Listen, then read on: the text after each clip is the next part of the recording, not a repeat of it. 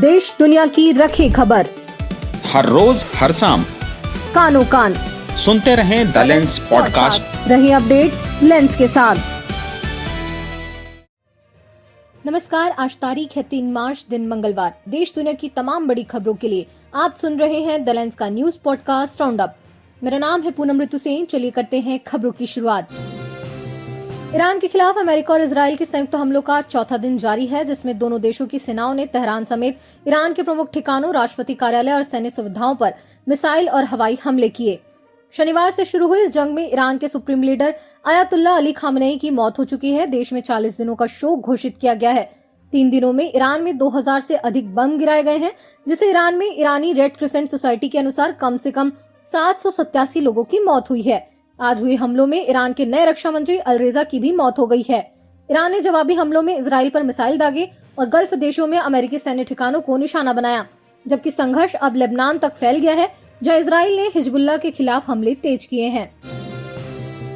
Middle east में जारी तनाव के बीच रूसी राष्ट्रपति व्लादिमीर पुतिन ने ईरान से बातचीत करने की योजना बनाई है, ताकि हमलों को रोका जा सके और बढ़ते संघर्ष को कम किया जा सके।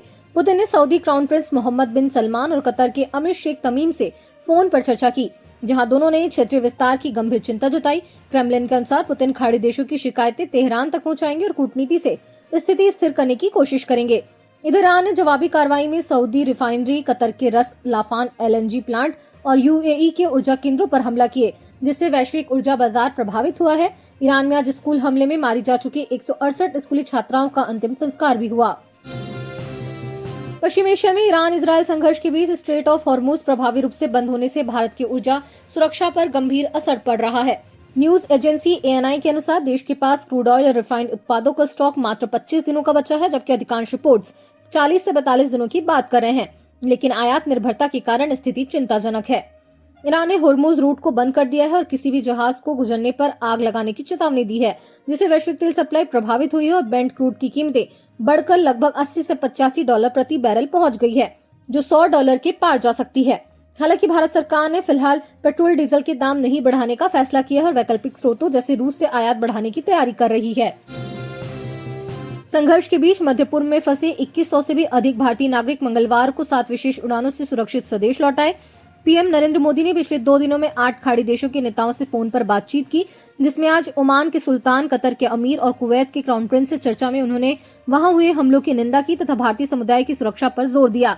एयर स्पेस बंद होने से दिल्ली, मुंबई, बेंगलोर और चेन्नई एयरपोर्ट पर 250 से ज्यादा अंतर्राष्ट्रीय उड़ानें रद्द हो गई, जबकि इंडिगो ने जिद्दा से 10 स्पेशल फ्लाइट्स और एयर इंडिया एक्सप्रेस ने मस्कट के लिए सेवाएं शुरू की हैं। एमिरेट्स और एतिहाद एयरवेज ने भी दुबई और अबू धाबी से उड़ानें 4 से 5 मार्च तक निलंबित कर दी हैं। इस बीच खामनेई की मौत के विरोध में जम्मू कश्मीर में प्रदर्शन हुए, जहां बांदीपोरा और श्रीनगर में शिया समुदाय ने रैलियां निकाली और शहर दूसरे दिन भी बंद रहा, जबकि केंद्र सरकार ने राज्यों को भड़काऊ भाषणों पर सतर्क रहने का निर्देश दिया है।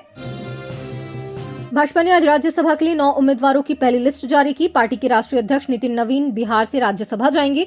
उनके अलावा लिस्ट में शिवेश कुमार का नाम भी शामिल है। छत्तीसगढ़ से भाजपा ने लक्ष्मी वर्मा को उम्मीदवार बनाया है।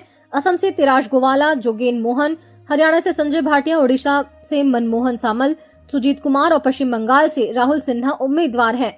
10 राज्यों की 37 राज्यसभा सीटों पर 16 मार्च को चुनाव कराया जाएगा। 16 मार्च को सुबह 9 बजे से शाम 4 बजे के बीच वोटिंग होगी और उसी दिन शाम 5 बजे वोटों की गिनती की जाएगी। मिडिल ईस्ट तनाव का असर एशियाई शेयर बाजारों में भी देखा गया, जबकि होली के अवसर पर भारतीय शेयर बाजार बंद रहा। दक्षिण कोरिया का कोस्पी इंडेक्स 7.24% की भारी गिरावट के साथ बंद हुआ। जापान का निक्केई 3.06%, चीन का शंघाई कंपोजिट 1.43% गिरकर और हांगकांग का हैंगसेंग 1.12% नीचे चला गया, जबकि पाकिस्तान का KSE 30 इंडेक्स 4.27% चढ़कर 48,302 पर मजबूत हुआ। इधर कच्चे तेल में तेजी जारी है। ब्रेंट क्रूड 2 दिनों में 13% से अधिक बढ़कर आज 3% से ज्यादा उछलकर $80 प्रति बैरल के पार पहुंच गया। कुछ रिपोर्ट्स में $83 तक दर्ज किया गया। और अंत में एक खबर जरा हटके में बाद आज की तारीख 3 मार्च से जुड़ी। दरअसल जिस तेल के लिए आज पूरी दुनिया जल रही है, आज की ही तारीख में विश्व को उसका पहला कुआं मिला था। दरअसल 3 मार्च 1938 को सऊदी अरब के दम्माम में वेल नंबर 7, जिसे बाद में प्रॉस्पेरिटी वेल नाम दिया गया, वहां से कमर्शियल मात्रा में तेल निकला, जो देश में पहली सफल तेल खोज थी। 6 पहले कुओं की असफलता के बाद चीफ जियोलॉजिस्ट मैक्स स्टाइनके की जिद और गहरी ड्रिलिंग से 1440 मीटर की गहराई पर तेल मिला, जिससे पहले दिन 1585 बैरल और जल्द ही 3810 बैरल प्रतिदिन उत्पादन शुरू हुआ। ये कुआं 45 साल तक चला और 32 मिलियन बैरल से ज्यादा तेल निकाला गया, जिसने कैलिफोर्निया अरब स्टैंडर्ड ऑयल कंपनी को सऊदी अरामको में बदल दिया। इस खोज ने सऊदी अरब को रेगिस्तानी अर्थव्यवस्था से दुनिया की सबसे बड़ी तेल शक्ति बनाया, ग्लोबल जियोपॉलिटिक्स को भी प्रभावित किया, मिडिल ईस्ट को एनर्जी सेंटर बनाया और स्ट्रेट ऑफ हॉर्मुज जैसी जगहों पर रणनीतिक महत्व दिया। ठीक आज के समय में जब ईरान, इजराइल, अमेरिका तनाव से हॉर्मुज स्ट्रेट पर खतरा मंडरा रहा है और तेल कीमतें प्रभावित हो रही हैं।